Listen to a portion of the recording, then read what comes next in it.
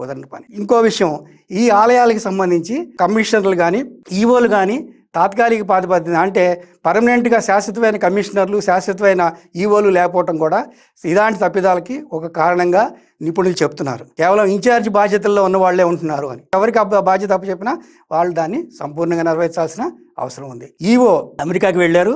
ఈవోకి అమెరికాకి వెళ్ళి ఆ ఇన్ఛార్జ్ బాధ్యతలు వేరొకరికి అప్పచెప్పారు. ఆ అప్పచెప్పిన వ్యక్తికి దీనిపైన సరైన అవగాహన లేదు కాబట్టి ప్రమాదం జరిగింది అని కొంతమంది చెప్తున్నారు. అలాగే ఆలయ ప్రత్యేక అధికారిగా ఒక మహిళకి బాధ్యత అప్పచెప్పారు. ఆమె కొద్ది రోజులు తర్వాత నేను ఈ బాధ్యత చేయలేనన్నారు. దానికి వేరొకరికి అప్పచెప్పారు. సో ఆలయ అధికారి కూడా ఇన్ఛార్జిగా ఉన్నారు. సో వీళ్ళిద్దరికి కూడా సరైన ఇది లేకపోవడం కూడా ప్రమాదం కారణం అని చెప్తున్నారు. ఇది కూడా కరెక్ట్ కాదు. ఎందుకంటే ఏ అధికారి ముందే అనుకున్నాం, ఏ అధికారికి బాధ్యత అప్పచెప్పినా వాళ్ళు ఖచ్చితంగా చేయాలి. ఈ రెండు విషయాలు కాకుండా ప్రభుత్వం ఈ కార్యక్రమాన్ని అట్టహాసంగా చేయాలని చాలా ప్రయత్నాలు చేసింది. ఇందుకు ఏర్పాట్లు చేసింది.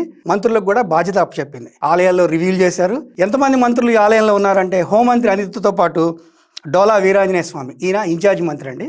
ఈయన కూడా సింహాచలం అప్పన్నాలయ ఏర్పాట్లను పర్యవేక్షించారు. అలాగని అనగాని సత్యప్రసాద్, కొండపల్లి శ్రీనివాస్, ఈ మంత్రులందరూ కూడా సింహాచలంలో ఉండి ఏర్పాట్ల మీద తరచూ రివ్యూలు చేశారు. అధికారులు వాళ్ళు అంటున్నారు, ఏర్పాట్లకు సంబంధించిన వివరాలు వాళ్ళకి అందించారు. సో సాధారణంగా వేసవి కాలంలో వచ్చే సమస్య సాధారణంగా మంచినీళ్ళు, మజ్జిగ ప్యాకెట్లు, ఈ తర్వాత ఇతర ట్రాఫిక్కి సంబంధించిన ఏర్పాట్లు, వాహనాలకు సంబంధించిన ఏర్పాట్లు, వీటన్నిటికి సంబంధించిన రివ్యూలు చేశారు. పరిస్థితి చాలా బాగుంది అని వాళ్ళు మంత్రులు సంతృప్తి వ్యక్తం చేశారు.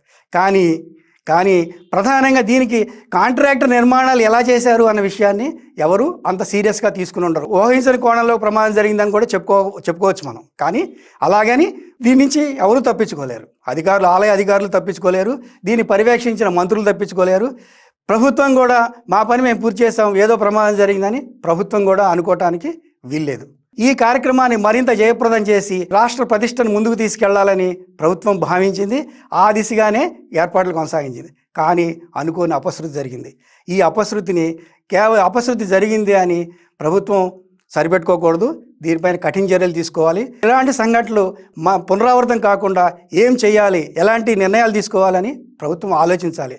ఇలాంటి ప్రధాన కార్యక్రమాలు జరుగుతున్నప్పుడు నాసా లాంటి సంస్థల్లో అమలైనట్టుగా స్టాండర్డ్ ఆపరేషన్ ప్రొసీజర్, ఇది ఒక విధానం, ఏం చేయాలి 1, 2, 3, 4 ఇవి అమలయ్యాయా లేదా అనేది ప్రభుత్వ అధికారులు తనిఖీలు చేయాలి. తనిఖీలు చేసినే సంతృప్తి చెందాకే ఈ ఏర్పాట్లు బాగున్నాయని చెప్పాలి. అప్పుడే ఇలాంటి అపశృతులు ఆగుతాయి.